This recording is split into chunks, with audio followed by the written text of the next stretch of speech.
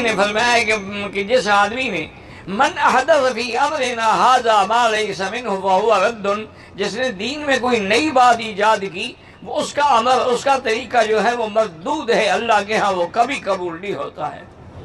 اور کتنی بڑی حدیث ہے، آپ غور کر کے سنیں۔ آپ نے فرمایا کہ من احدث حدثا او آوى محدثا، کہ جس نے مدینے میں کوئی بدعت ایجاد کی یا جس نے مدینے میں کسی بدعتی کو پناہ دی، فعلیہ لعنت اللہ والملائکۃ والناس اجمعین، اس پہ اللہ کے فرشتوں کی اور تمام مخلوقات کی لعنت ہو۔ اسی طرح حضور نے فرمایا کہ لا يقبل اللہ لصاحب بدعۃ حجا ولا عمرۃ فرضا ولا نفلا صرفا ولا عدلا، اللہ تبارک و تعالی بدعتی کا نہ حج، نہ عمرہ، نہ نماز، نہ روزہ، نہ زکوٰۃ، نہ فرائض، نہ نوافل، کوئی عبادت بھی قبول نہیں کریں گے۔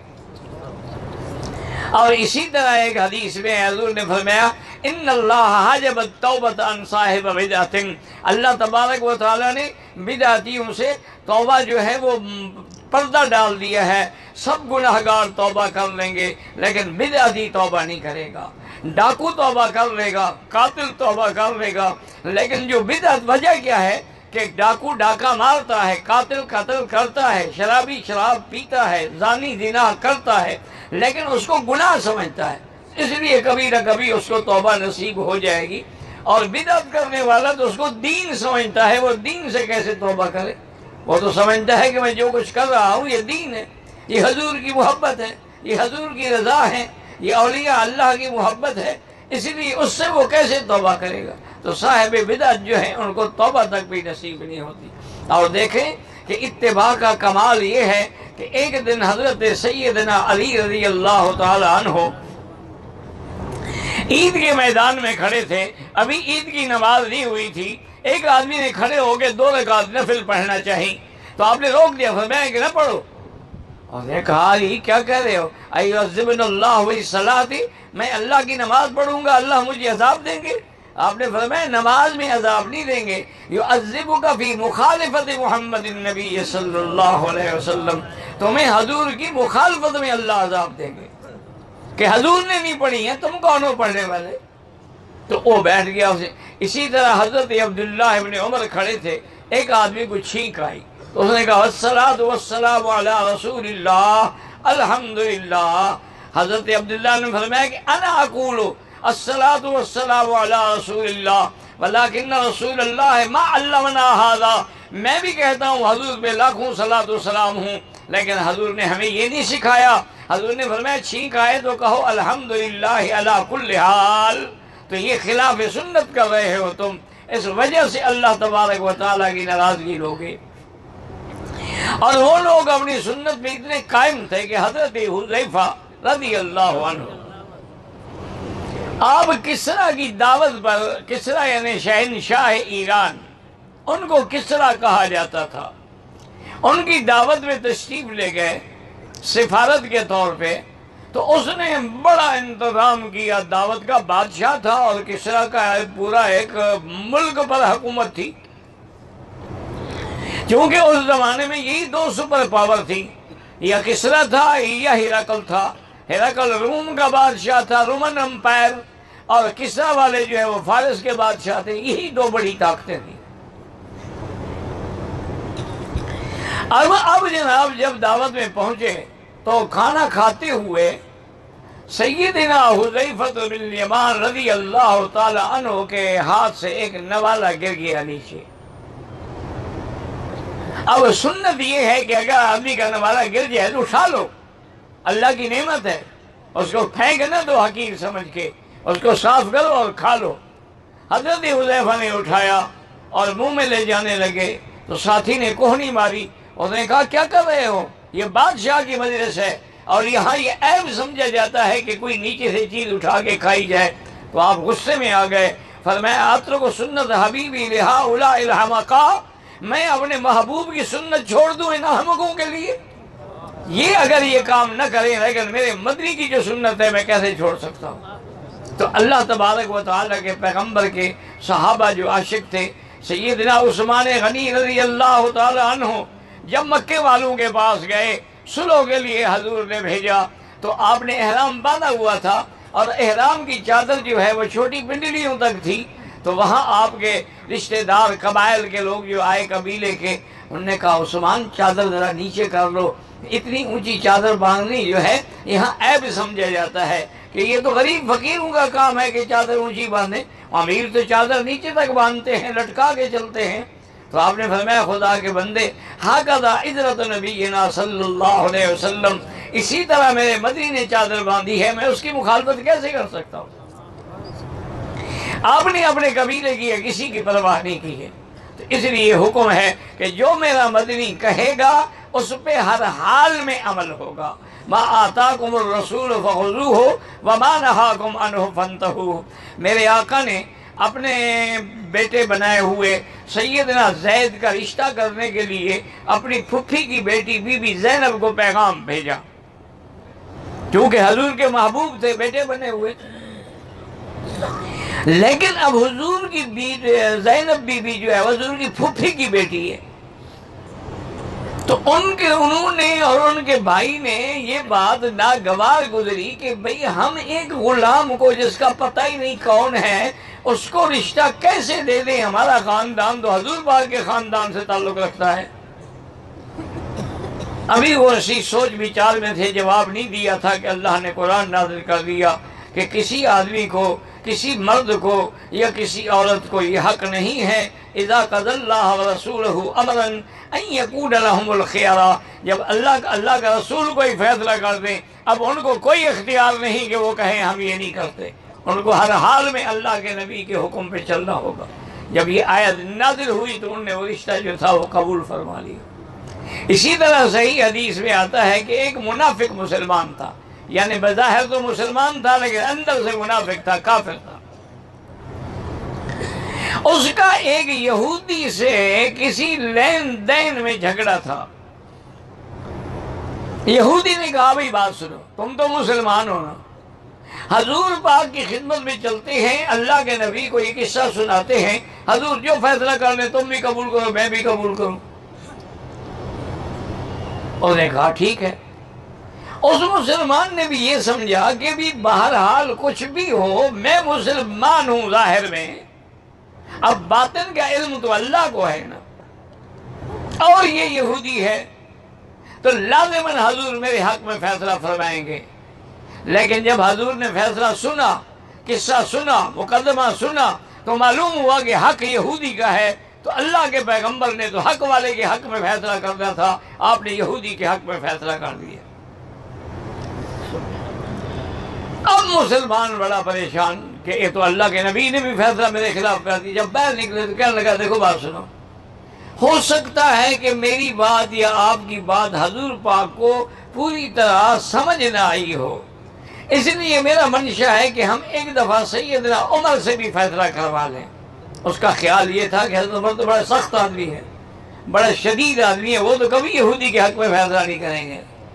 تو حضرت عمر کے دروازے پہ آئے، ان کو سارا قصہ سنایا، اور یہودی نے بھی بتلایا کہ اس طرح ہم حضور کی خدمت میں گئے تھے اور حضور صلی اللہ علیہ وآلہ آلہ وصحابہ وسلم تسلیما کثیرا کثیرا نے فیصلہ جو ہے وہ میرے حق میں کر دیا. یہ آپ کا مسلمان نہیں مانتا. آپ نے اس سے پوچھا، انہوں نے کہا ہاں جی بات تو یہی ہے. آپ نے کہا اچھا تم ٹھہرو میں تمہارا فیصلہ کرتا ہوں. آپ اپنے گھر میں تشریف لے کے آئے اور فاروقی تلوار لے کے آئے اور ماری اور منافق کی گردن اڑا دی. انہوں نے کہا ہاں قضا کبھی بما لم یرضى علی قضاء رسول اللہ، عمر اسی طرح فیصلہ کرے گا جو حضور کے فیصلے پہ راضی نہیں ہوگا. اب جناب بات بڑھ گئی. اس منافق کے ساتھی رشتہ دار بھی حضور کی خدمت میں پہنچ گئے کہ یا رسول اللہ ایک معمولی معاملہ تھا، اس کے لیے عمر نے ہمارا بندہ قتل کر دیا ہے. اگر جھگڑا تھا اس کے خلاف فیصلہ فرما دیتے، اس کو سزا دے دیتے، جرمانہ دے دیے، تو نہیں کہ قتل کر دو. حضور نے حضرت عمر کو بلایا کہ پوچھوں کیوں کیا ہے تم نے ایسا.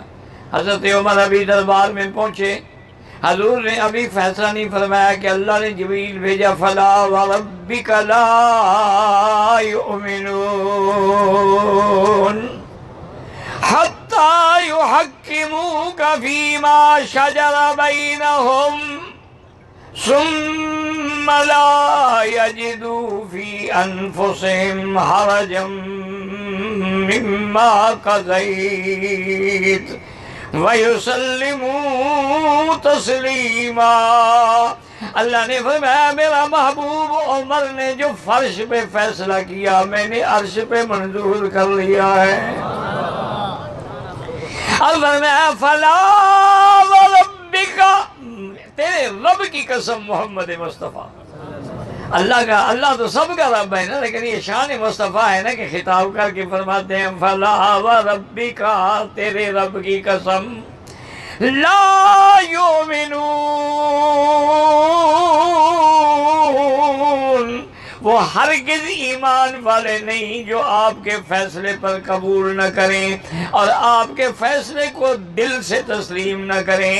اگر آپ کے فیصلے کے بعد ان کے دلوں کے اندر کوئی کرکری ہوتی ہے تو وہ ہرگز مسلمان نہیں ہے، یہ کافر تھا جس نے آپ کے فیصلے کا انکار کیا ہے، اور حضرت عمر کا جو فیصلہ ہے وہ بالکل ٹھیک ہے، اسی کو ہم قبول فرماتے ہیں۔ اب یاد رکھیں کہ آخر بدعتی کے لیے اتنی سخت سزا کیوں ہے، بات کو سمجھیں۔ حتیٰ کہ حضرت انس کی ایک روایت ہے، وہ فرماتے ہیں حضور نے فرمایا کہ اہل بدعت جو ہیں لا یجالسوہم ولا یآکلوہم ولا یناکحوہم فلا یصلی علیہم ولا یصلی علیکم، ان اہل بدعت کے ساتھ تم بیٹھا بھی نہ کرو، کھایا بھی نہ کرو، پیا بھی نہ کرو، دوستی بھی نہ رکھا کرو، ان کے ساتھ رشتہ بھی نہ کیا کرو، اگر یہ مر جائے ان کا جنازہ بھی نہ پڑھو، اور یہ بھی تمہارا جنازہ نہ پڑھے، یہ اہل بدعت ہیں، ان کا میرے دین سے کوئی تعلق نہیں۔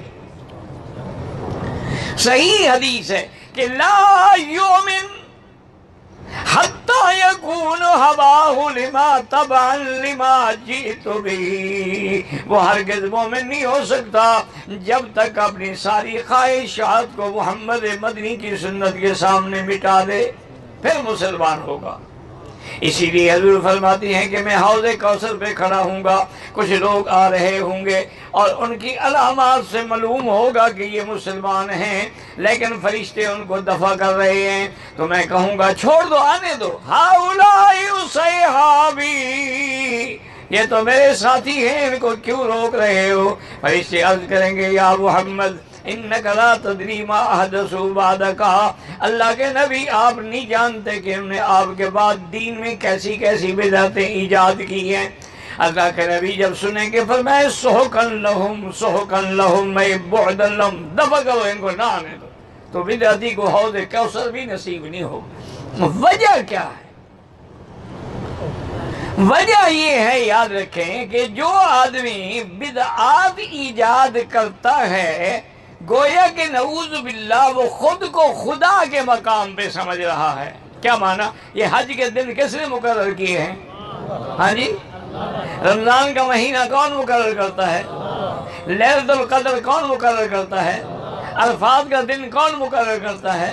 قربانی کا دن کون مقرر کرتا ہے؟ صفا مروہ کا حکم کون دیتا ہے؟ تو یہ سب حکم اللہ دیتا ہے۔ اب جب وہ نئی چیز ایجاد کر رہا ہے، میلاد ایجاد کر رہا ہے، یا اذان سے پہلے صلاۃ و سلام ایجاد کر رہا ہے، اور دن مقرر کر رہا ہے کہ 10 دن محرم کے ماتم کرنا ہے، 12 کو ہم نے میلاد بنانا ہے، 11 کو 11ویں کرنی ہے، تو یہ مقرر کرنے کا اختیار تو اللہ کو تھا، اس کو کس نے اختیار دیا ہے؟ تو اس کا معنی یہ ہے کہ وہ اپنے آپ کو اوتار اور خدا کے مقام پہ رکھنا چاہتا ہے۔ اچھا، دوسری بات یہ ہے کہ جب وہ کوئی چیز ایجاد کرتا ہے نعوذ باللہ، وہ اللہ کے نبی میرے مدنی پاک کی سنت اور دین کا بھی انکار کرتا ہے کہ شاید دین مکمل نہیں ہوا نا، یہ چیزیں رہ گئی تھی جو حضور نے ہمیں نہیں بتائیں۔ دین مکمل ہو گیا کہ نہیں؟ بھئی اللہ کے گھر میں بیٹھے سچی بات کرو، دین مکمل ہو گیا ہے؟ اچھا، حضور نے وضو کرنا سکھلایا، حضور نے استنجا کرنا سکھلایا ہے، حضور نے انگلیوں میں خلال کرنا سکھلایا ہے، حضور نے اپنی بیٹیوں کو ایام حیض کے بعد پاک ہونے کا طریقہ سکھلایا ہے؟ نفاس سے پاک ہونے کا طریقہ سکھلایا ہے، حضور نے بچوں کو دودھ پلانے کا طریقہ سکھلایا ہے، حضور نے مسح کرنے کا طریقہ سکھلایا ہے، حضور نے پانی نہ ہو تیمم کا طریقہ سکھلایا ہے۔ ہر چیز اللہ کے نبی نے سکھلا دی، صرف میلاد نہیں سکھلایا۔ اگر یہ دین تھا تو حضور نے کیوں نہیں سکھلایا؟ مانا حضور پہ الزام لگا رہے ہو۔ اور اگر یہ دین نہیں ہے تو پھر دین میں نئی بدعت کیسے ایجاد کر رہے ہیں؟ اچھا، اللہ کے نبی نے ہمیں ہر چیز سکھلا دی ہے کہ بھئی پٹی باندھی ہوئی ہے مسح کر لو۔ حضور نے یہ بھی بتلا دیا کہ بعض اوقات انگلیاں ملی ہوتی ہیں لیکن ان کے اندر پانی پہنچانے کی کوشش کرو۔ حضور نے یہ بھی بتلا دیا ہے کہ تحت کل شعرۃ جنابۃ، ہر بال کے نیچے جنابت ہوتی ہے، جب غسل کرو تو ہر جڑ کے اندر پانی کو پہنچانا چاہیے، چاہے عورت ہے یا چاہے مرد ہے۔ حضرت علی ہمیشہ اس طرح پھرواتے تھے۔ ساتھیوں نے کہا کہ آپ کے بال خراب ہیں، انہوں نے فرمایا میرے بال تو بڑے خوبصورت ہیں، لیکن جب سے میں نے یہ حدیث سنی ہے کہ ہر بال کے نیچے جنابت ہوتی ہے، میں ڈر گیا ہوں کہ غسل کروں کہیں میرا غسل نہ ہو، تو میں نے اس طرح پھروانا شروع کر دیا، ایسے ڈر کی وجہ سے۔ حضور نے ہر چیز سکھلا دی ہے کہ نہیں سکھلائی؟ ایمان سے کہیں، صرف انگوٹھے چومنا نہیں سکھلایا۔ یہ بات رہ گئی، یہ دین سے بچ گئی، یا اگر دین ہے تو پھر حضور نے کیوں نہیں سکھلائی جب دین مکمل ہو گیا؟ اور اگر دین نہیں ہے تو پھر بدعت ہے۔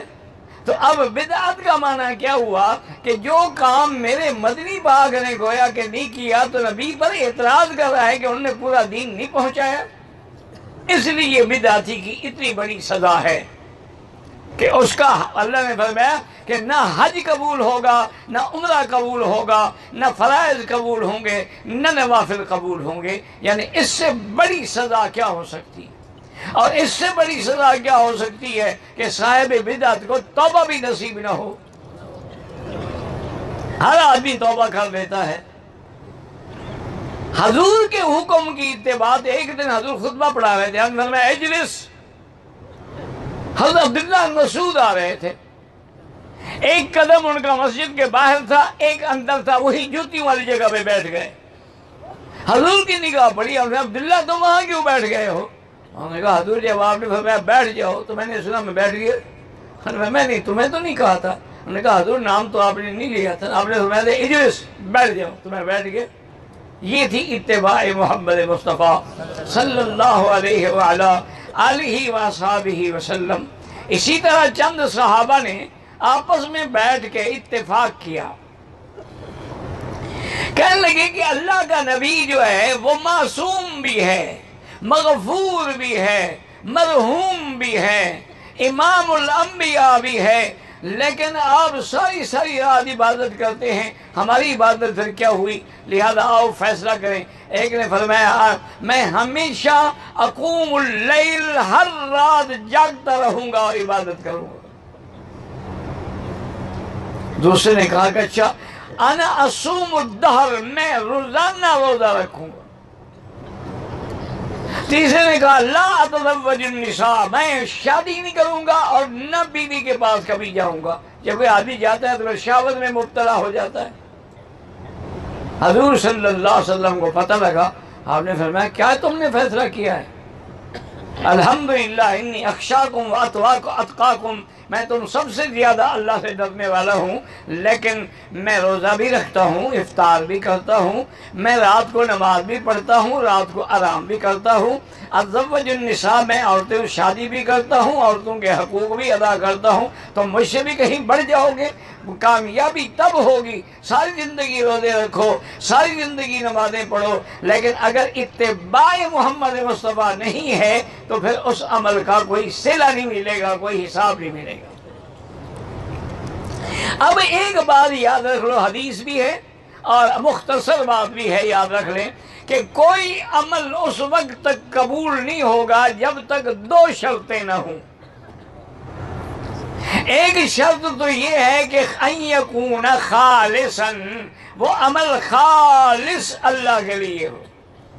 اگر کسی اور کو بھی شریک کر دیا ہے، جیسے ہمارے ہاں رواج ہے نا جی کہ خیرات برائے للہ اور نیاز برائے حسین، تو اب حسین کو شریک کر دیا تھا خیرات میں۔ عمل قبول تب ہوگا خالصا للہ، خالص اللہ کے لیے ہو۔ اور دوسری شرط کیا ہے؟ ان یکون ثوابا، ثوابا کا کیا معنی؟ موافقا لکتاب اللہ و سنت رسول اللہ، کہ وہ عمل اللہ کے قرآن اور حضور کی سنت کے مطابق ہو تب قبول ہوگا۔ اب دیکھیں نا جی، یاد رکھیں کہ فجر کی نماز سے پہلے 2 رکعت سنت ہے۔ کوئی کہے نہیں میں 4 پڑھوں گا، جی بڑی اچھی بات ہے، تو وہ خلاف سنت ہے، وہ اللہ کے نبی کی مخالفت کر رہا ہے۔ حضور نے فرمایا 2 ہیں تو 2 ہیں۔ کوئی آدمی کہے کہ جو جی آج مجھے نماز سے بڑی محبت ہے، میں عشاء کی 5 رکعتیں پڑھوں گا، وہ بالکل مردود ہے۔ کوئی کہے کہ میں طواف کے 7 کے بجائے 8 چکر لگاؤں گا، تو وہ مردود ہے، چونکہ اس پر حضور کی مہر نہیں ہے۔ تو لازم خالص بھی ہو اور موافق سنت محمد مصطفیٰ کے بھی ہو۔ اسی طرح فرمایا ما ان تمسکتم بہما لن تضلوا بعدی ابدا، کتاب اللہ و سنتی، او کما قال النبی صلی اللہ علیہ وسلم۔ حضور نے فرمایا میں 2 چیزیں چھوڑ کے جا رہا ہوں، ان کو پکڑ کے رکھو گے تو کبھی گمراہ نہیں ہوگے، ایک اللہ کا قرآن اور ایک میری سنت محمد مصطفیٰ۔ اور یہ بھی یاد رکھ لیں کہ جتنے ائمہ کرام ہیں وہ سب متبع ہیں سنت محمد مصطفیٰ کے۔ ان کا مستدل بھی یہی ہے کہ پہلے اللہ کا قرآن اور اس کے بعد سنت محمد مصطفیٰ۔ وہ اجتہاد ان مسائل میں کرتے ہیں جو مسائل منصوص نہیں ہوتے ہیں، جو مسائل حدیث مبارک میں بھی نہیں ہوتے ہیں، اجماع میں بھی نہیں ہوتے ہیں، ان میں مجتہد پھر اجتہاد کرتا ہے۔ اس لیے مجتہد کو ہر حال میں ثواب ملتا ہے، اگر غلطی کرے تب بھی 1 اجر ملتا ہے، اور اگر ثواب کو پہنچے تو اللہ اس کو دوہرا اجر عطا فرما دیتے ہیں۔ تو اس لیے اللہ پاک نے فرما دیا قل ان کنتم تحبون اللہ، اگر تم چاہتے ہو کہ اللہ سے محبت کرو اور یہ بھی چاہتے ہو کہ اللہ تمہیں اپنا محبوب بنا لے، اللہ نے فرمایا میرا مدنی پر ان کو کہہ دو کہ فاتبعونی، میری اتباع کریں۔ جب وہ آپ کی اتباع کریں گے تو اللہ تبارک و تعالیٰ بھی ان کو اپنا محبوب بنا لیں گے۔ اتباع کا معنی کیا ہے؟ اطاعت محمد مصطفیٰ۔ یہ نہیں ہو سکتا کہ حضور سے محبت بھی ہو اور اطاعت بھی نہ کرے، یا اگر مگر لگائے کہ جی اگر ہم میلاد کرتے ہیں، صلاۃ والسلام پڑھتے ہیں، کھڑے ہو جاتے ہیں، اور ہم عرس کرتے ہیں، مزاروں پہ جاتے ہیں، چادریں اگر ہم کرتے ہیں تو مگر کیا ہوتا ہے؟ دین کبھی اگر مگر سے ثابت نہیں ہوتا۔ اسی لیے صاف سمجھ لیا کرے کہ یہ بدعت ہے۔ اگر تم کرتے ہو قرآن و سنت کے خلاف ہے تو پھر اللہ کا فیصلہ ہے کہ وہ کبھی قبول نہیں ہوگا۔ واللہ اعلم۔